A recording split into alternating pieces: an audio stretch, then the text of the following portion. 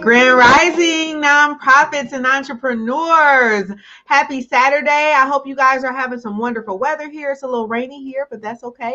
We like that as well. You guys have not seen Dr. Juliet Arrington before. She's going to be introducing herself here momentarily. But from the question below, you guys probably already know that she has a nonprofit private boutique school, and I'll let her tell a little bit more about that. As you guys can see here, our engagement question for the day is, have you considered homeschooling your children or starting a school? Have you considered homeschooling your children or starting a school, guys? And if you do homeschool your children, if you have considered starting a school, go ahead and drop your answers below, as well as any emojis, guys, just saying hello so we can know we see that the people that are watching, but we don't typically know who's watching. So just drop in and tell me hello so I know who you are and I can shout you out. Couple of shout outs this morning to a couple of people who have joined the nonprofit family and just got their 501c3.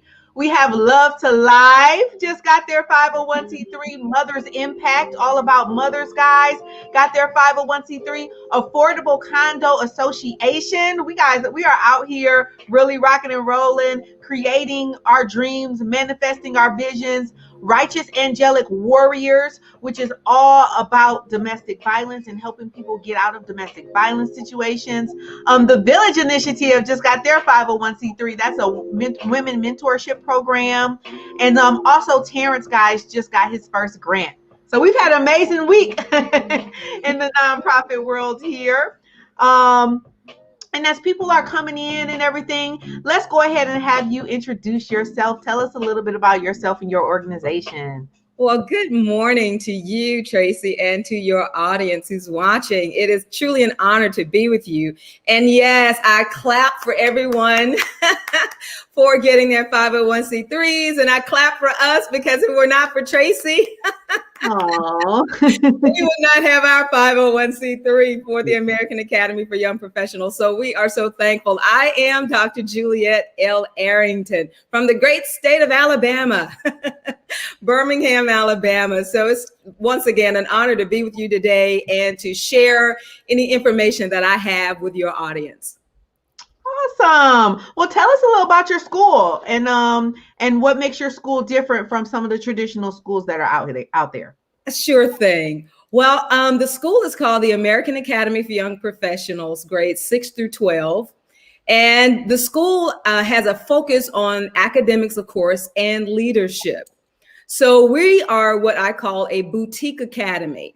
That means when I developed this school, I just had a call. My heart was like, I was called to a certain group of children, and that's very important when you're starting something to know who you're called to or who is your market. So I think it just kind of evolved out of the kind of person I am and how I used to help my brothers and sisters growing up. There are 18 of us. That's another show. Okay. Wow. Wow. At any rate, I was the school teacher, and just a part of my makeup and personality, I'm always trying to encourage. So at AAYP, which is the acronym for the school, my focus is to not only the academics, but the leadership and to get them to buy into their greatness. And I think that's what helps the program flourish. I am blessed to be able to help them connect the dots of education, middle and high school, to make sense of that, and then to take that into college or career or wherever their path will lead them. So that's what I've done. I've developed a program and a process that really kind of was a feeder off of a summer program I started in 1994 called the Born to Succeed Summer Learning Lab.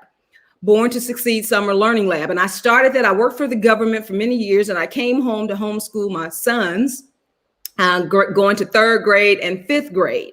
And so during that time, when we were thinking about bringing them home and me coming home, both of them caught the chicken pox. Uh-oh. So I had to develop a way for them to stay ahead, because that's a 14-day gestation period of being away, being contagious.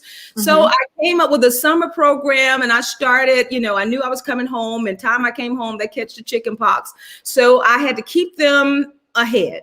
Mm-hmm. And it just kind of organically began to come to my heart and spirit that this is your calling. Wow. And so I started bringing in some of my coworkers from the Postal Service, and I was tutoring their children during the summer, and the rest is history. Wow. And in 2003, Feeding from the Summer program, which is still in effect, we started the American Academy for Young Professionals. Oh my goodness. What types of challenges did you have in that just first initial phase of homeschooling your own children? Did you create a curriculum, or did you already have an idea of what type of curriculum you wanted to use, or was it something that just naturally flowed to you? Well, when it became clear that this is something that the Lord wanted me to do, that I felt in my heart I had to do for my sons, I began to look at curriculums, and then I found one that I had heard about, which was called a Becca. And there are several, Saxon, there are all kinds of curriculums out there, but I did not design one because I was not at that level yet. Mm-hmm. Okay. Mm-hmm. So definitely I chose a Becca curriculum. I had in my formative education, I had 3 years in engineering. I took off to get married, and then the babies started coming. Mm-hmm. So I went back to school while they were younger and finished all my degrees. So I had a foundation in my education to help them. But I tell parents, it doesn't matter. It does matter. This is the thing that helps homeschool work. I love my child. And because I love my child, I will do what I need to do to self-educate in order to help them. Yes. Especially since my boys were young. Now, of course, when they're in the middle and high school, and if you're not, know your grammar and things, but there are all kinds of programs that you can use to assist you in that process. But the main thing is, with a homeschooler to have success, is to love that child and to set up a system. Systems is the name of the game right now. Making sure that you have a system, because when you have a system, it just relieves a lot of stress when you know that as long as I'm creating systems is like my number one gifting and my favorite thing to do. I was organizing. My mom would say I would organize stuff my entire day when I was like 5 and 6 years old. I was starting to put together agendas and all of those things. But it's like when you have a solid system, you can really stand on that, and you can really flow through the day, because sometimes things happen and something throws you off, or your energy might not be all the way there. But when you know that the system is in place, that allows you to really be able to do your main jobs and your main giftings of connecting with the children and the individuals that you serve, because you know that the system works. So I think that I want to definitely make sure that we don't overjump the point that you made, that you came into it and you looked around and you got the help that you needed with curriculums or with programs and things like that. Sometimes we come into things and we try to create things or try to reinvent the wheel when we may not have enough time or enough of the background to really try to recreate. I know when I first jumped into talk about my own personal story, I did homeschooling twice, and now I would kind of consider that we somewhat homeschool our son now. He's still doing the virtual schooling, but we get to be more involved because he's virtual and at home. But when I first did it with my first son, who's about to be 19 now, I created my own thing. I put together all these things, and I wish I hadn't done that. I wish I had just gotten the whole system, followed their system, and went along with that. But we make these mistakes so that we can learn not to do it in the future as well. So I think that that's awesome that you started even homeschooling your children.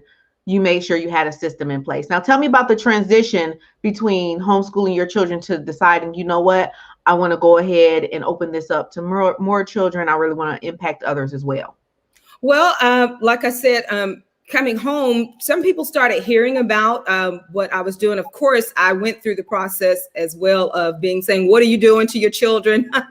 Oh, wow. Black people don't homeschool. So I kind of got a lot, but that was not a deterrent for me, because I knew that was my calling. So after that, I started the success. This is the thing, the success my sons were garnering. My family started saying, will you homeschool mine? Will you? Oh, wow. Yeah. People start, and I said no. So I did not homeschool anybody out of my brothers and sisters. I did have a nephew because he was sick and they thought he had cancer. Okay. So I took him and he came to live with us for a while, and thank God he was fine, but we were able to work with him. But yeah, so going from that, people started hearing about it. I never thought about doing a school. You know, my mind was being a corporate person, but at any rate, so therefore, in 1997, it really started coming hard in my heart, you know, to start the school. And I was like, I don't know. And then it came to my mind about Dr. A.G. Gaston. I don't know if you've ever heard of him, multimillionaire from Alabama, Birmingham, actually, from our hometown. And Dr. Gaston only had a 6th grade education and became a multimillionaire. So that came to my heart when I was thinking, I don't think I could do it. I don't know if I have enough. And it was like, you have 3 years of engineering, you have enough background, it will be well. And so I launched out without having my 4-year degree. I went and got other kind of certifications.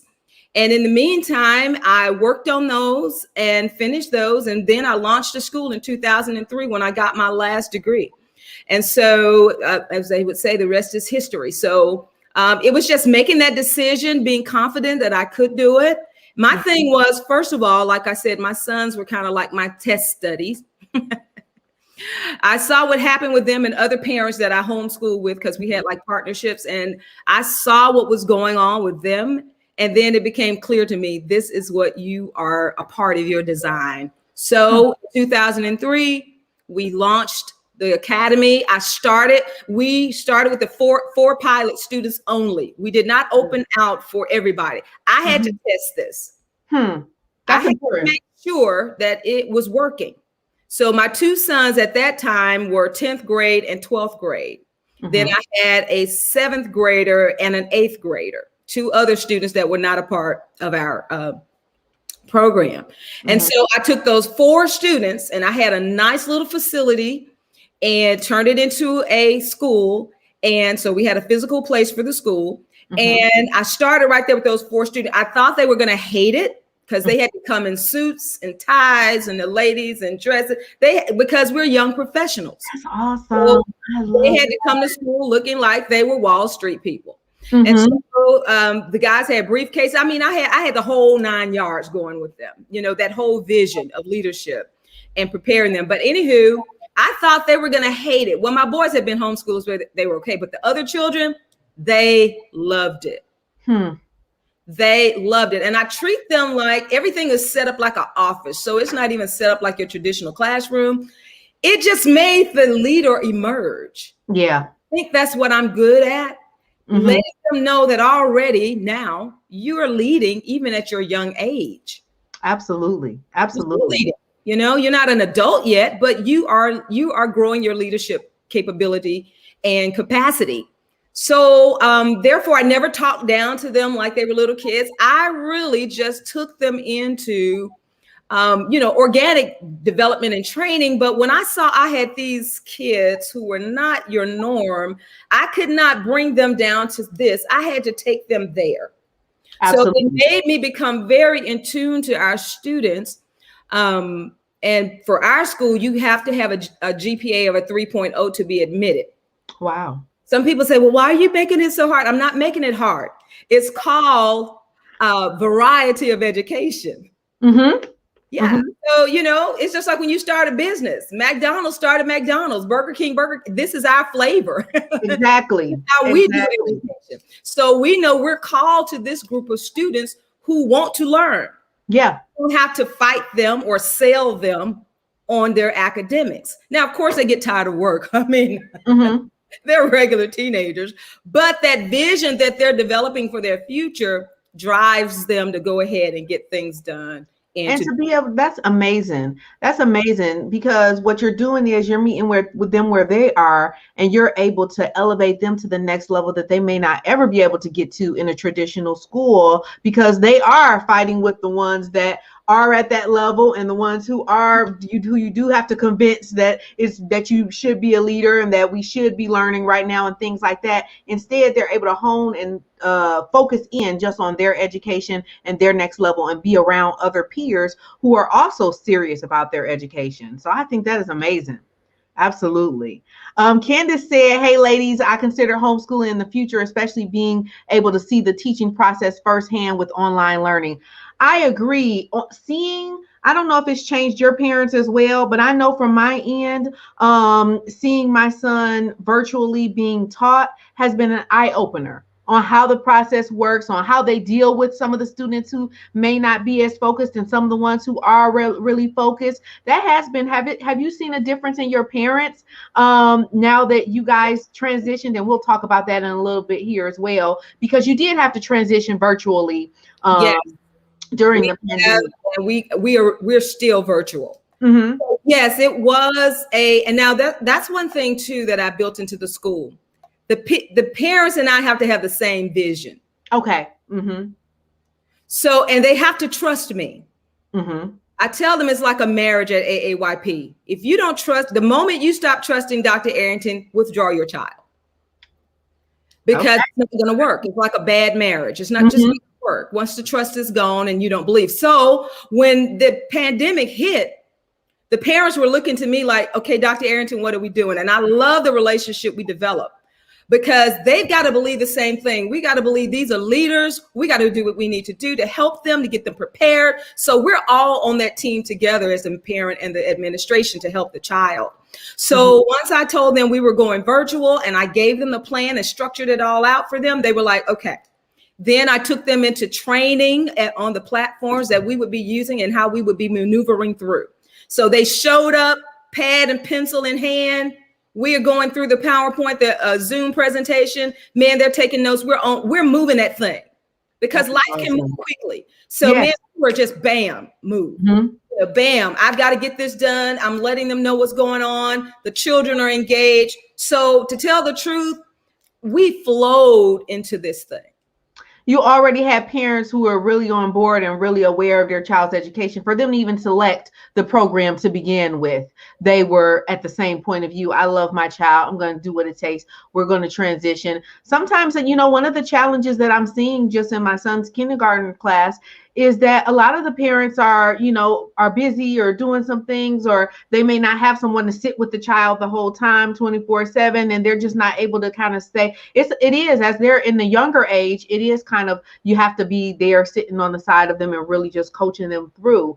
And so it is awesome that your school, again, is designed into this one exclusive area of, we're serious about our education. I'm serious about my leadership. I got the opportunity to see some of your students with the YouTube videos you show me. Tell us a little bit about that project that you did with the students. Yes. Okay. Well, I have a background in television.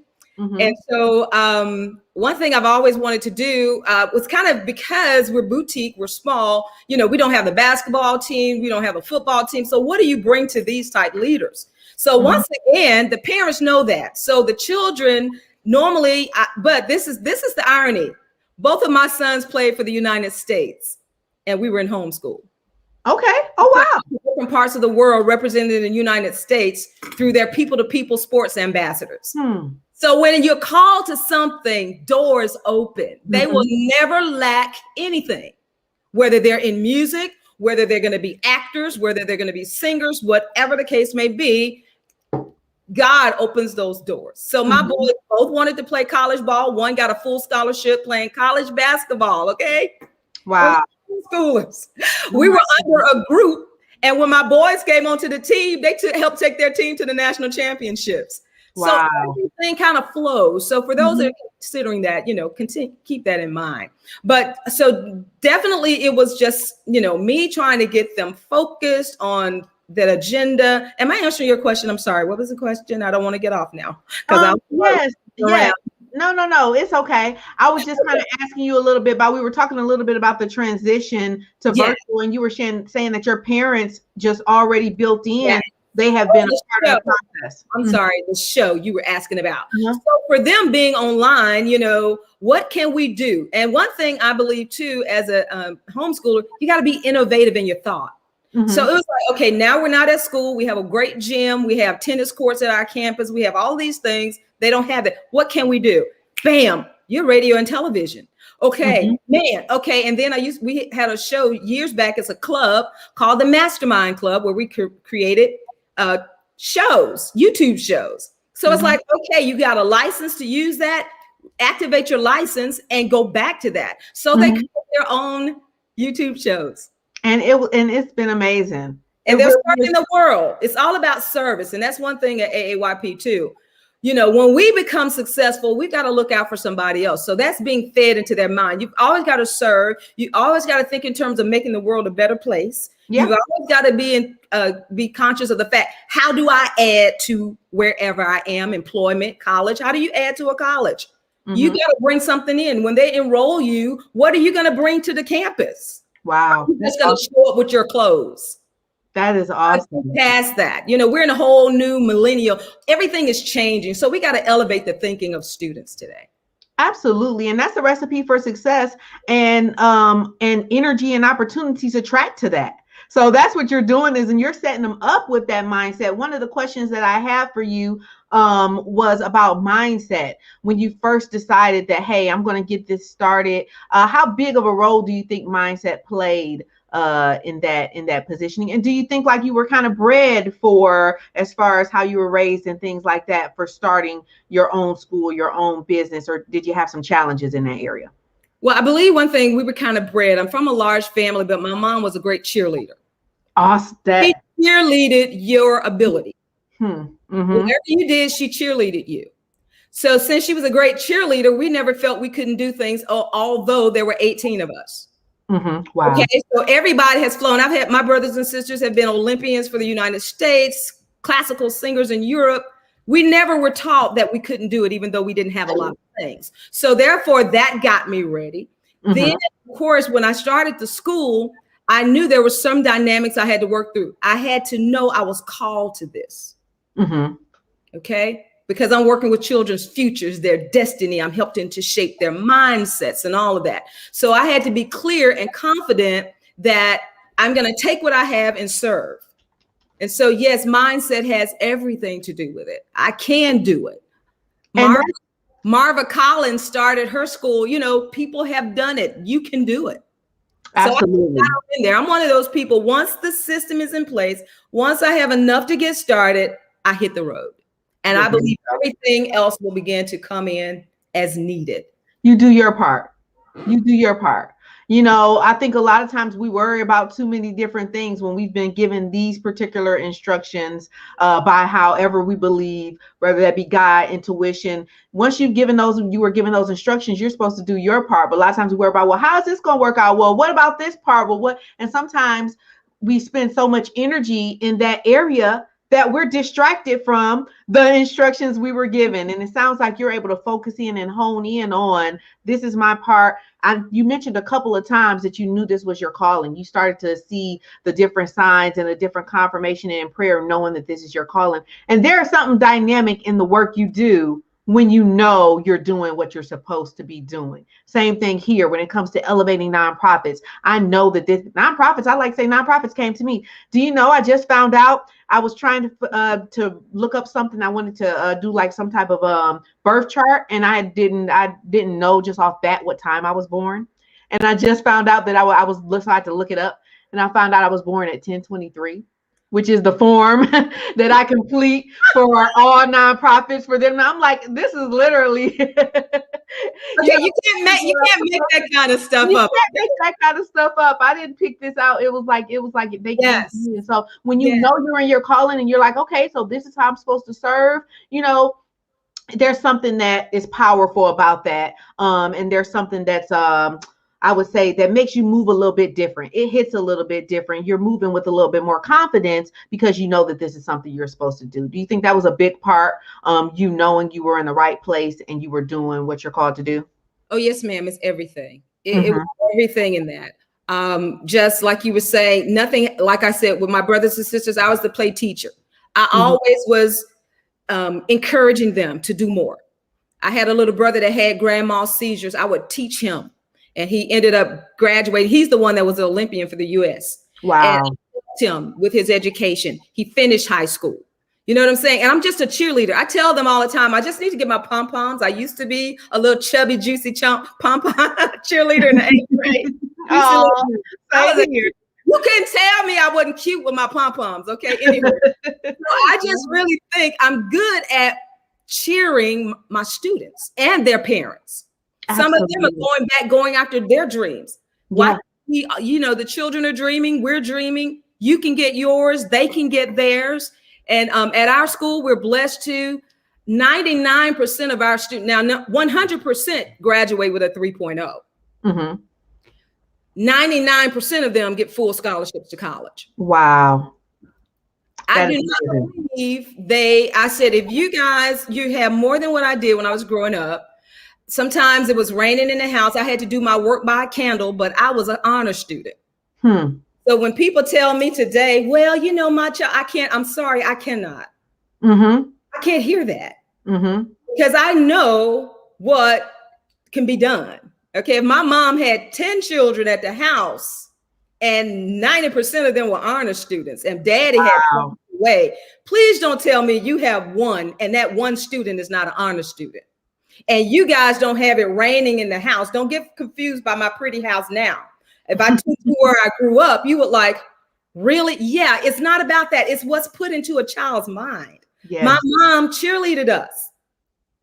When we looked at the house, we didn't even know we were poor till we got to college. Like, oh. Because we did things. We did things. She believed everything was going to work out. Everything was going to work out fine. Now, I was the intuitive one. I kind of knew, okay, we don't have any money. How's that going to work out? Mm-hmm. Mm-hmm. But she was at a whole nother level. I was a child. But now I understand what Mama was. Mama was operating from a spirit level. Absolutely. Where she was understanding God would work everything together for good. Everything was going to come together. And it did, because she had faith. She trusted. She was doing her part. She didn't know all of the work, but she was doing her part. I stopped Mama from helping me with my homework in 3rd grade.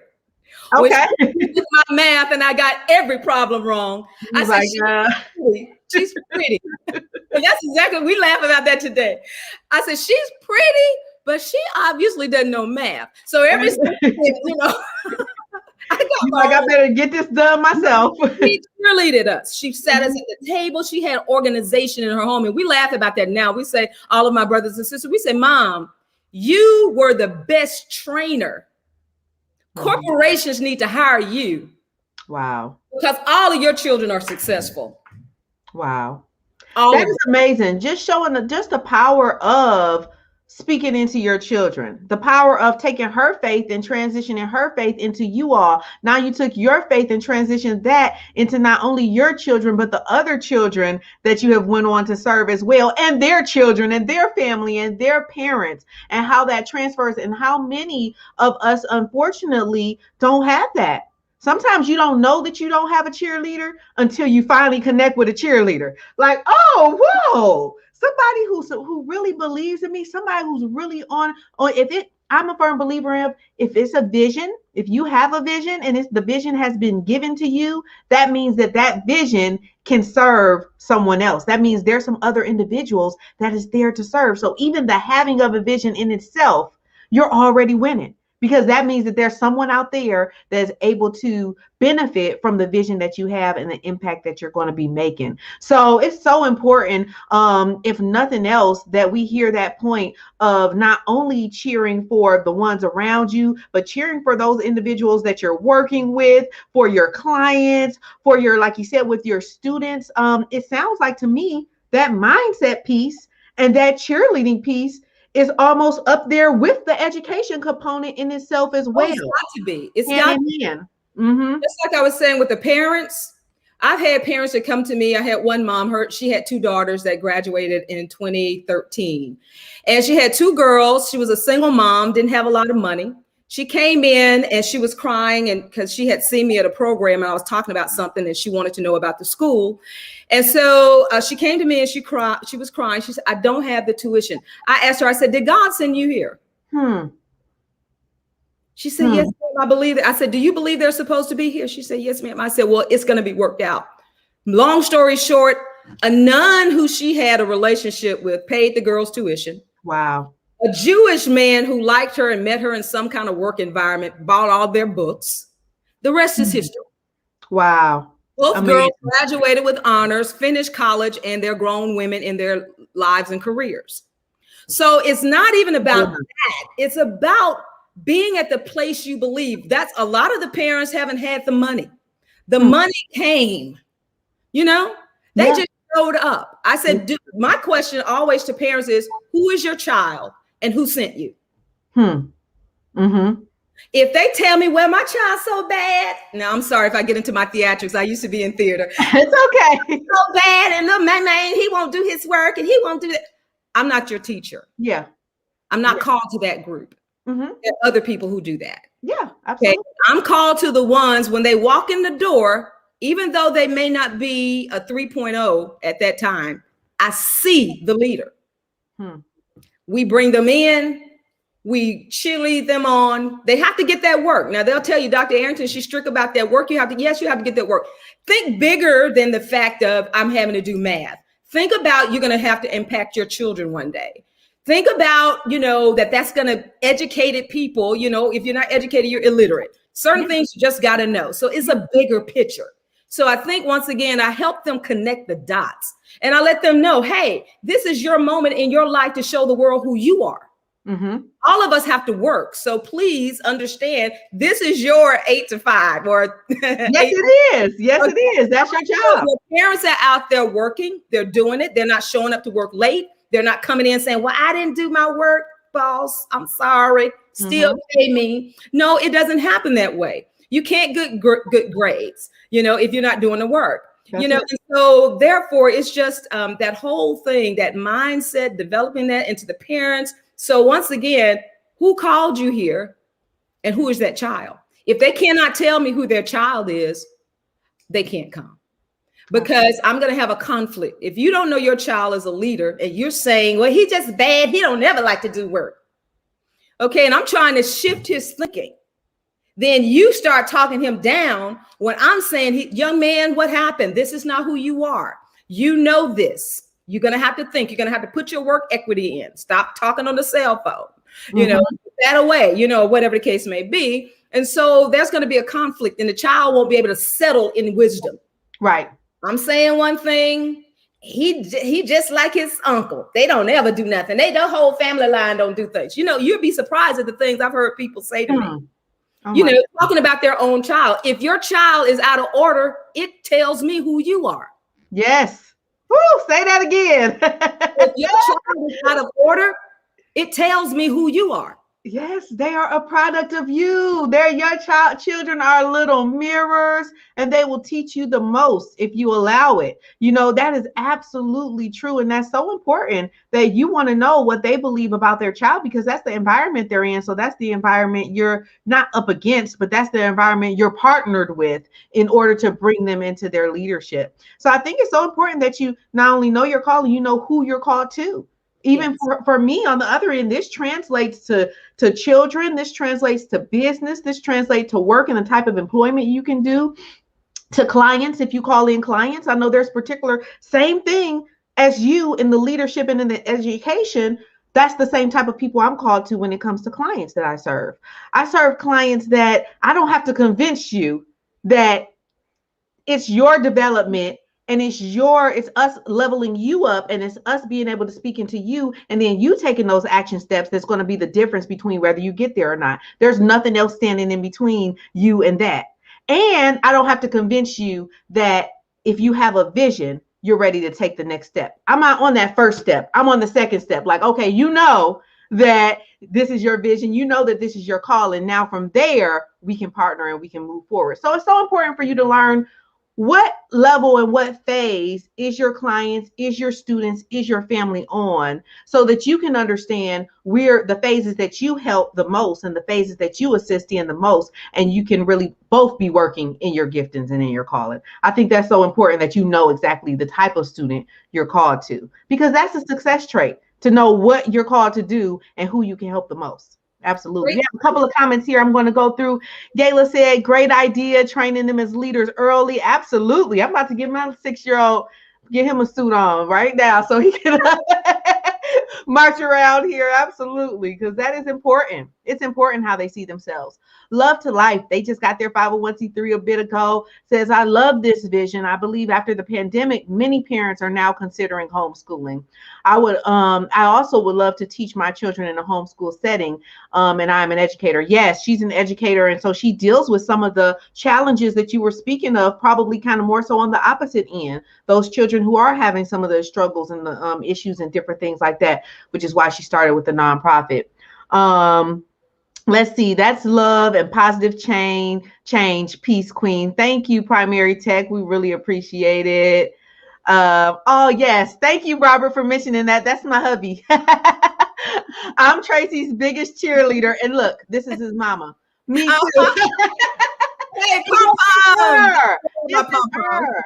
Going back on that cheerleading mode, I will have to tell you, shout out to hubby right now, because when I met him, I didn't know what a man cheering for a woman even looks like. I didn't even know what that even meant. I didn't know that you can have someone who actually, I was more so used to speaking on different things that I was doing, and just hearing some of the things, some of the negative things, or speaking maybe to the wrong people. I didn't know what cheering and what positively really looked like at that moment. So there's so many people that have dreams, ideas, visions, but they're in an environment. I was just speaking to a client the other day. They're in an environment that's almost making it impossible for them to move forward, because they're surrounding themselves around people who don't. The truth of the matter is, there's nothing negative about people who are not your cheerleaders and not cheering you on. What it simply means is they haven't learned to cheer themselves on.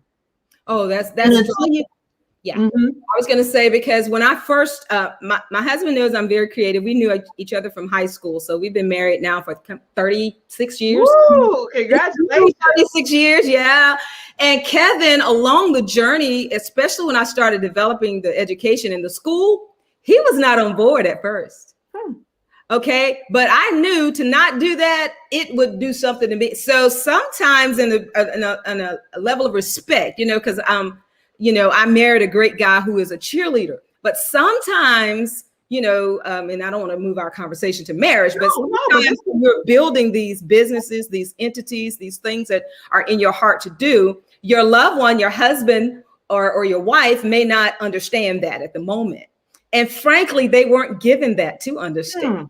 Okay? We're different. He was born different. We have different things that God put in us to do. So, but this is the great part. He watched me because he knows I'm the kind of woman, if it's something I feel, it must be something to this.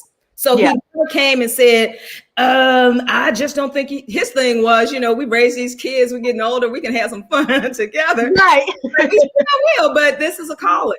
Mm-hmm. So, but in the meantime, he just watched. He knew enough not to say anything because he knows me as his wife. There's something to this. I don't get it right now.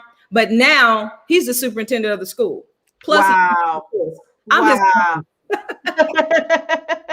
Wow. And that's so important. And now he loves it. He is the biggest champ. Like I said, he kind of stood off for a minute just to watch. Because, sometimes as spouses, we don't quite get it. When we love our spouse, we have enough sense to sit back and just watch. There's something emerging because we know the character of that person. So they're just not out to just do willy-nilly things. No, absolutely. There's something here.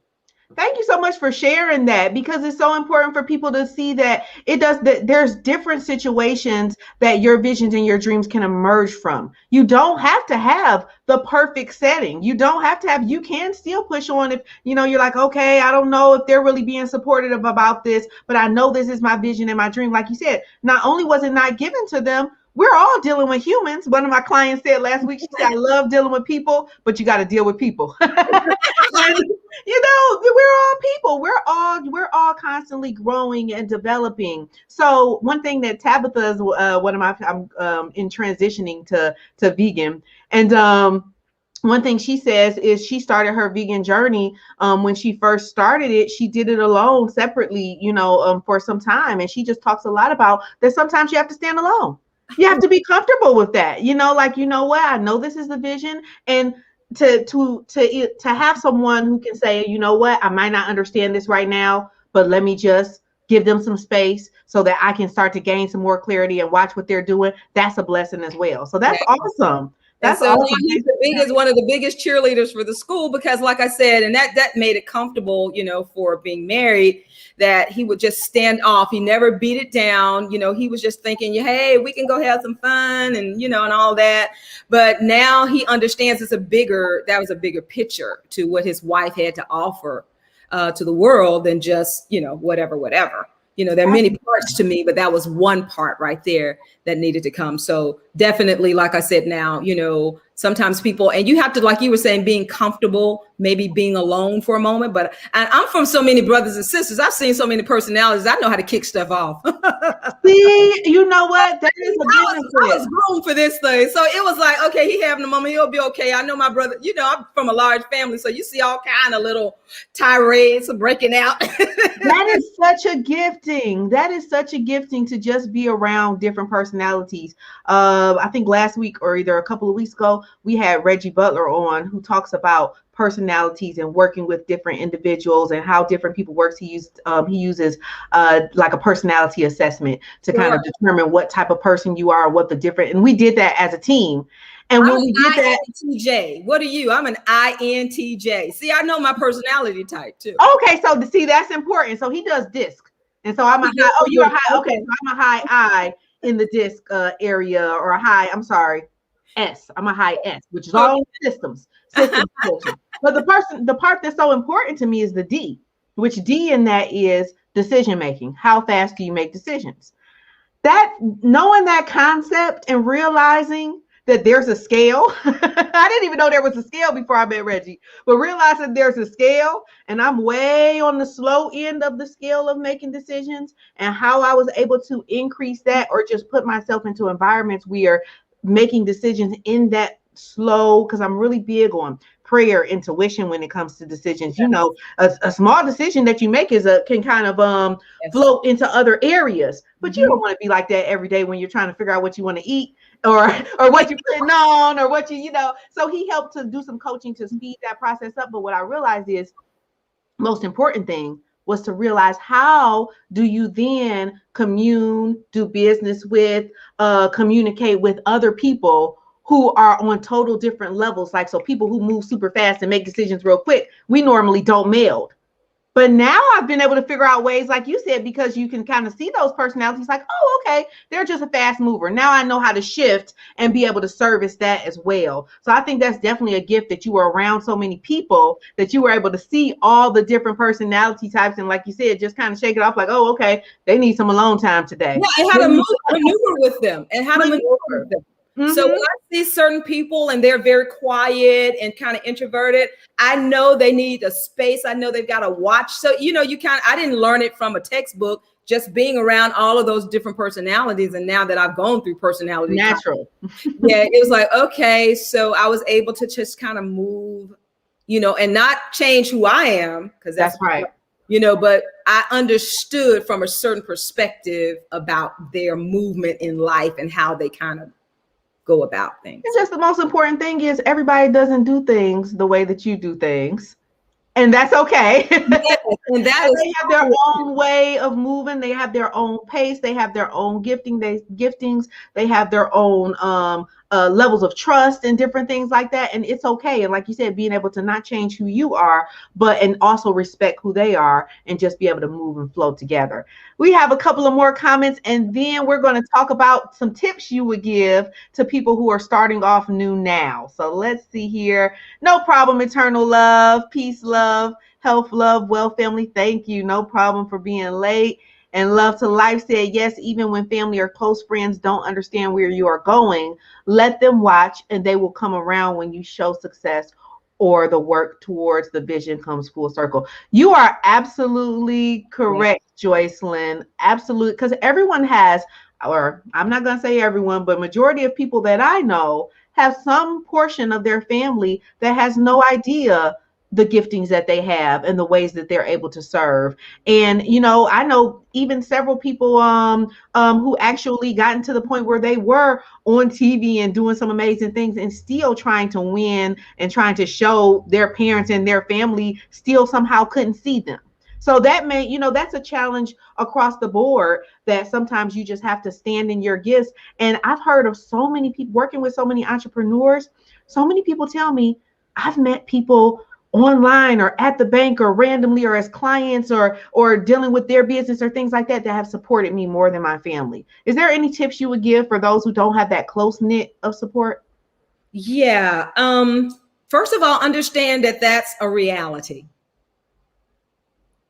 That's a reality. That's a reality.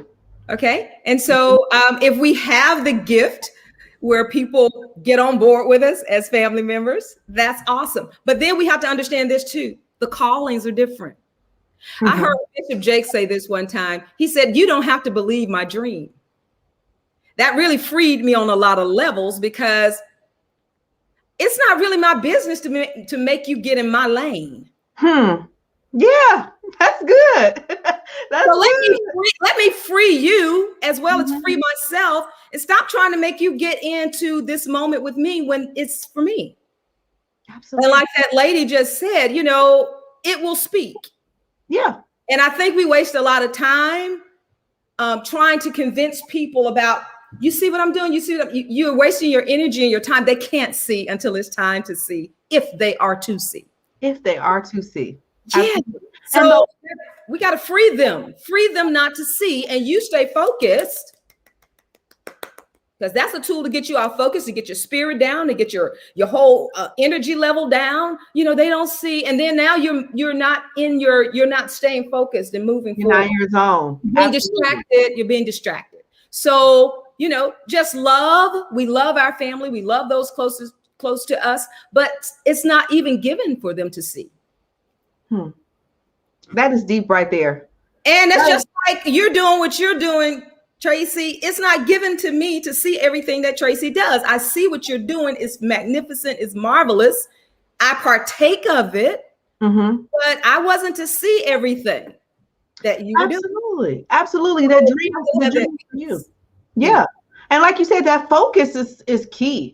Focus is key. Like if there are someone else, for instance, in that whole sentence there, if you have someone else who does see, whomever those people are, that are saying, hey, yes, I want to sign up for this. Yes, I want to sign my child up for this school. Yes, I want to. Those are the people that you're called to. They see the vision. They see the gifting. Why are you even spending any time and energy worried about this group that is not supporting and that is not even assisting as far as tied to the business or tied to any of the work or going to be even involved in the journey? That's wasted energy, like you said, and something that comes along to distract. So I want to say this point too, that I think is important. Don't quit. Don't quit. I remember one year I had one student. I gave him like it was 1,000. That's it. His parents loved it. Then the next thing you know, because sometimes God will allow life to try you to see, will you quit? Everybody has that story. Yeah. So you can't quit. You got to stay the focus. So I had everything I needed. I was just wanting the numbers to get there. But I was driving home and I was talking to my mom and I was telling her I was crying in the car. She said, did you think it was going to be easy? Wow. And see, while it is so important, like you said, you treated that one like it's 1,000. When you know this is your calling, when you know this is your mission, when you know it's something that God has given you, it's not about the numbers. It's about the number. As long as one person is showing up, as long as, I tell people so many times, there's a lot of nonprofits who I'm always saying, hey, share your vision more, share your mission more, let people know, because they're not going to be able to connect with you unless you're sharing what you're doing and who you're doing it for. So I always am convincing and pushing for them to come out on camera. It's not something that's challenging for many people. It's something that's challenging for me, but I just do it because it's a way for me to connect with more people who's able to be assisted by the things that I can do, who they may not even move on their dream. A lot of people said until they saw one of my videos, they were like, you know what, today I'm going to move on it. Right now I'm going to move on it. And so it's so important for you, like you said, to not quit. It's not about, I've had times where I've done a post or a video and it's like been one person watching, or it's been one like or something of that nature. But that person I connected with, who connected me to another person, who connected me to another person, where we were able to do all types of things together. So it's so important that point that you said, I want to make sure we just hone in on that whether you have 1 or 1,000, treating it the same if this is your calling. Because if your calling is to impact, majority of people impact one action step at a time, one relationship at a time. So the numbers shouldn't matter. So when you get off the numbers, that's when the numbers come, right? Oh my goodness. Yeah. When you stay focused on the call and enjoy it. And enjoy it. I was about to slide down a slippery slope, not looking at, I had the facilities, everything was paid for. I wasn't paying rent to anybody. I owned the facility. I owned everything we had. We owned it. Okay. So why are you stressing over the number? Go serve Isaiah. That was his name. And guess what? Out of that, Isaiah, God brought that child to me so I could see that he had a special need. Wow. And I was able to tell his parents, his father there with a beam on his face. I said, just after that time of being with him, I said, Lord, you brought this young man here. I built him up. Talking about a pianist, he told me, he said, Mrs. Arrington at that time, he said, I can play the keyboard. And I'm a kind of play a little bit. And I said, okay, go over to the piano, because they had pianos and things. Time he hit the first chord, I got goosebumps. Wow. Then when he started playing the rest, I told his parents, I said, you have a special son on your hands with a great ability. He's studio ready. I said, and plus, I can't serve him like he needs to be because he was special needs, okay, on a certain spectrum. All right. So, but that he was like, I believe I was being tested to see, number one, would I give him all? Would I allow him to go to be served where he needed to be served? Sometimes we can't serve everything, and be okay with that. Absolutely. So I sent that young man off to be served, and he was happy, got to the right place he needed to be. His musicianship just soared. See, and now I have a full house. I'm trying to figure out now that next level, because I'll be using your services. I'll go for expansion. So, you can't quit. You got to stay focused. You got and enjoy it. I wish I could go back and take back some of the times I should have been enjoying it, but I was caught up in certain things that only life could make happen. Yeah. It's like you're planting a seed. You go plant a seed, water and everything, and the germination, things are being done outside of our purview that we can't see. But if we're doing the part we're supposed to, the ether will give us what we're supposed to have. Absolutely. And it's so important, like you said, to enjoy it. I just posted something like that today. Enjoy where you are, because when you're enjoying it, you're doing it better. You're doing it from a different energy, and you should be enjoying the process. One of my coaches likes to say, if a sculptor just could snap his fingers and a sculpture comes up, do you think he would have any joy out of that? You just up. No, I don't like that. Up. No, it's the process of sculpting that sculpture. That's the process that they really enjoy, and so it's so important to sink into that. We have a couple of more comments. And while we're reading off these, tell us about the shoe line. I have to figure out what an INTJ is. I did the disc. That's introverted, intuitive, judging, thinker. Introverted. Say it again. I is for introverted, N is for intuitive, T is for thinker, and J is for judger. Oh, wow. Interesting. Okay. You got a fellow one here, Lee, who's watching. Yes. And let's see here. It's not my business to get you in my lane. That was powerful. Yes, eternal love. Absolutely. It's not my business. Absolutely. Don't quit. And that's not said with a negative slant. It's just understanding uniqueness that we bring to the earth. Yeah. So I'm not supposed to understand everything. Absolutely. And that has really freed me on a lot of levels. Yeah, that's very freeing, because that's the first thing, especially if you have something big and you have a big vision. Anybody who will listen, anybody around you, like, look at this. And have you ever shared a big idea and person looking like, And you're like, okay, well, wait, let me get this, needs a little bit more work because it's still coming to me. So like you said, if it's coming to you, then it's not their business to understand it. And that's okay. And it's not your business necessarily to understand what theirs is either. Maybe you can't clearly see something that's going on. So it's so important for you to give that same type of support and that same type of cheering for those around you as well, because you may not clearly see the Don't vision. let either distract you, whether somebody either distract you or the one that doesn't. Stay focused, because sometimes when people get the vision, they get it, then they want to, that you have to be careful because they can steer your vision away from really the original intent. Because they fed into it. You know what I'm saying? So you kind of just stay focused, enjoy the ones who get it, and enjoy the ones who don't get it.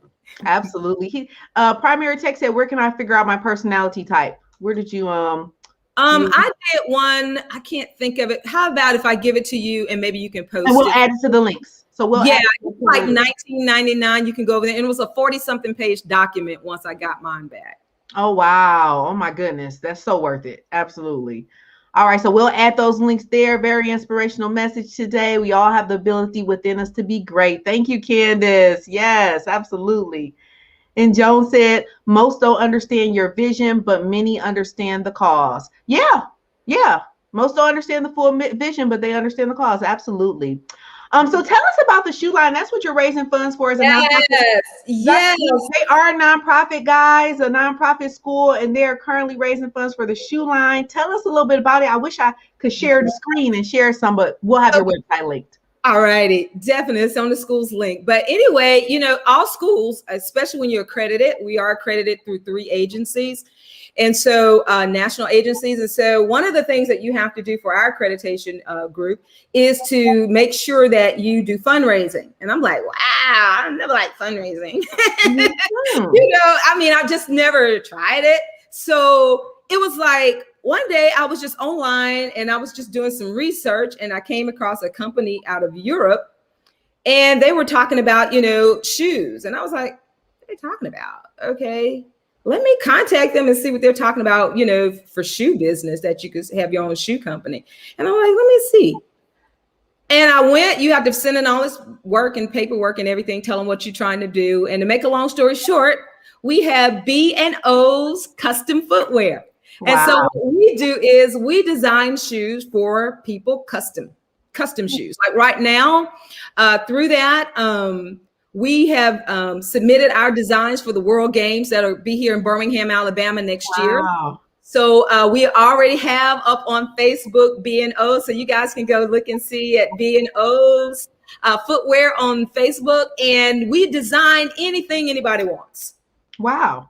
Any color, awesome. Whatever. So that's every pair of shoes. Now we don't have to do it ourselves. They manufacture in Europe, but in Italy. But what they do is every pair of shoes sold, the school gets $30 off of it. So it's fun. Kids love it. They love it. One of the students that's graduating, she's getting her own shoe design for graduation. So she's excited about that. But yeah, they're kind of pricey because they're for high end. So we market towards CEOs. So all you CEOs, yes, go ahead and get if you're the CEO, go ahead and get your shoe. I have mine. There we go. Yes.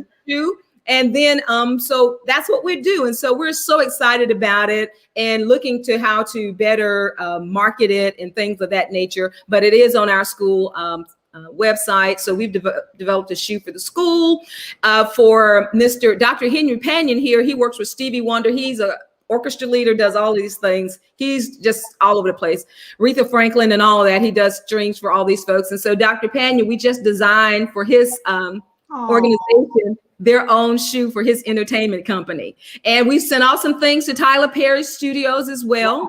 Some designs, some renderings that we had for him. So hopefully he will say yes to that. But like the cause is to help these young leaders to be able to, pay their tuition. So that's what we're doing there. That is awesome. One of our organizations, an awesome place in Chicago, is having a sneaker ball. So like a fundraiser, but you dress 9 to 5, but you wear your sneakers. And so you guys can get you some custom shoes. Yeah. And there you go. How long does this process normally take? 15 days. 15 days. When we're contacted, like for instance, if like Dr. Panion, he sent over his logo. We looked at the colors of his company. We put a shoe, about 3 different designs together for him. And he loved them all, but he loved the low cut shoe the best. So that was the one. And so once we get the design, then we have to submit it to the company. Then once they approve it, then it's placed online. We don't do anything. Everything is online. You order your shoe, it's there in about 15 days. It's full refundable. You get all your money back. They're one of the oldest shoe companies in Italy. Oh, wow. That is awesome. So good quality. High-end shoes. These are quality. These are for like CEOs, corporate people, or organizations or things like that. So we have been contacting fraternities and sororities. I make you laugh. I think I told you about the AKAs. I got their logo and put all their thing together. I said, at least it flew up to the top. Their attorney. Okay. Said, you can't use their logo. They said, well, this is what I love, but this is what they told me. Please apply for a license to use it. Oh, okay. Thank you for giving me the instructions. Got it. Yeah. So if you want to do something for fraternities and sororities, you have to contact them and ask them, present whatever you're talking about and ask them if you can have a license to Speaking of license and accreditation, I know you mentioned accreditation as well. And for those who are starting up schools, newly starting, do they have to get that accreditation prior to starting the school? Do they? No. Or is that's something that adds to? You can add if they're a Christian school or something like that. Christian schools are not mandated that way, so you never have to have a accreditation. Just have a curriculum. It's almost like similar to homeschool. Yeah, but if you are a homeschool organization, accreditation would be very neat. You don't have to, but it would give you more credibility. Gotcha. And then I know I've had some people also ask about schooling as far as when you're giving the certificates and things like that. If you're not accredited, can you give the diploma, the certificate, are you still able to do that? I know that was a question as well. Yes, you can still do that, and that would go under normally when students go to college. Especially before we got our accreditation, there's a place on there that says homeschool, so they can still take the test. Okay, gotcha. Be admitted. That is all right. Now, one thing you do need to make sure you do, so you won't be in trouble. You need to make sure you let your state know. You can't just homeschool and say, "Well, I know in the state of Alabama." And you have to let them know that they're saying, I'm gonna homeschool. I'm taking my child. No, you can have a truancy officer and be going to jail. Yes, gotcha. So you need to let your school system know that you will be homeschooling. You need to see what your state says about that. Absolutely. And, follow those parameters, and then of course you're able to do it. Sometimes you have to go under a cover. So I did not have a teaching degree at that time. So I had to go under an organization in the state was a homeschool cover. So that's what you will normally have to do, get under a cover. If you're not under a cover, you can be in a lot of trouble. And you can harm that child later. Because if they come, you have to put them back in school and you were not under a cover, they can make them go to the grade that they were last in. Okay. So you have to be careful of things like that. Make sure you look up your state and you know all of the different criteria, which I'm sure is very obvious on all the state websites and things like that. Last thing I'll mention before we let it go, I know we've been on a little while, is one of the things that was a challenge for you for some time was, I remember you talking about the learning system, the learning management system. And you really were able to kind of streamline that and almost create your own process of learning management. Tell us a little bit about that. Okay. In school systems, there are learning management systems, LMSs. Okay. And with those are for online purposes. And that it can be just for in the school's curriculum period, having a learning management system. But when we went virtual, every school had to develop have a learning management system. How do we teach these kids virtually? So there are tons of systems out there, and some of them are most of them are for colleges. So actually for K through 12, there was nothing. Okay. So I actually helped 2 companies, one in Europe and another in another nation, figure out how to have now a learning management system because I taught them what to do. All right. And guys, if it's someone out here who needs a learning management system, you may be able to, they can reach out to you as well. Oh, sure they can. So what we did was with the ones that are customarily used, like in the state of Alabama, there's one called Schoology, and some of them use Google Classrooms.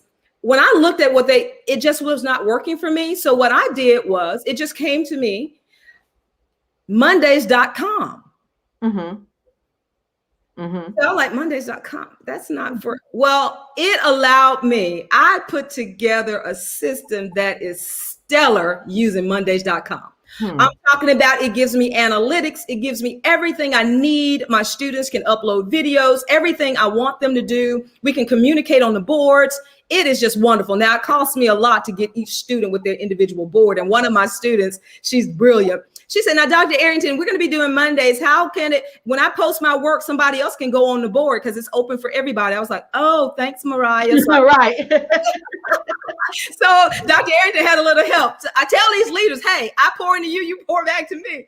Mm-hmm. So I contacted the company and they were like, okay, no, in order to make each student have a private board, you're going to have to pay for that. So anyway, we paid that money. And so now our students, it is just wonderful.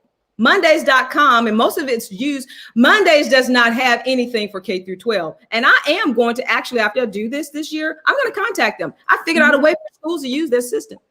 Absolutely. And that's a whole nother area that they can go into, which is amazing. When you can find something that you can build systems, that's one thing that stood out throughout this entire conversation, is having a solid system. I know for me, we utilize Trello to just make sure all of our clientele and our projects and everything is flowing smoothly. It's so important as an entrepreneur and as an educator, whether that be an educator of K through 12 or whether that be an educator as a coach to other individuals, that you have a solid system. So if you need a system specifically for education, you guys can reach out to Dr. Arrington, or if you just need a system for your own business, there's Trellos and Mondays and things like that as well. But having the system, that's the point we want to make sure we hone in on. Having a clean, clear system really just creates that foundation for success. Thank you so much for coming on. Zedric said, thank you so much. It was so wonderful to be with you and your audience, guys. Thank you so much. Thank you. He said, thank you both so much. I appreciate the usual gems, and I will continue to enjoy the process and the progress. Awesome. Yes. Guys, we will be back next Wednesday inside of our group. If you're not in our group, you can go to clarkandclark.org and you'll be able to link onto our group where we teach throughout the week and do nonprofit reviews. This week, we'll be doing a nonprofit review and giving some tips and some tricks to a nonprofit who may be having some challenges. Also, guys, next Saturday, we'll be back on live as usual here. Again, Dr. Arrington's links are going to be listed all in the description and in the comments if you're watching from Facebook, so you'll be able to see how you can connect with her, how you can order some custom shoes. And are you open for enrollment if someone's in the area? Or yes, we are open for enrollment. And what I would like to say, if a student, they don't have to, if there are classes that I offer, if it's leadership, and I'm going to start doing something for parents. Oh, wow. A lot of my parents wanted to know, now that they're in the virtual space, how can I help? Mm-hmm. So over the summer, I'm going to do some things for parents and have like some virtual things to come in if they've forgotten certain skills. I'm just going to do a classroom with them. So I have a lot of them excited about learning algebra. Wow. So, I'm just going to put something together simply for them, nothing too much, but for some of them, they have a background, but certain things they need to be refreshed so they can help their 9th grader or whatever the case may be, or if it's a lower grade, because we do K through 12, we can. So anything that would help them to know anything from grammar to, any of the subjects. So that's coming probably in the summer for them. But yeah, if anybody needs to reach out to me, they're welcome to. That's awesome. I'm sure she'll have all those things posted on her social media as well, which will be listed on her site as well, guys. So thank you again so much for joining us. We have appreciated you. We've had a wonderful time, tons of nuggets, tons of gems. And thank you guys so much for watching. We will see you all in the next live. If you're just starting as a nonprofit and you need a checklist, we have a checklist over at clarkandclark.org as well. You can go ahead and download that, guys. And we'll see you in the next one.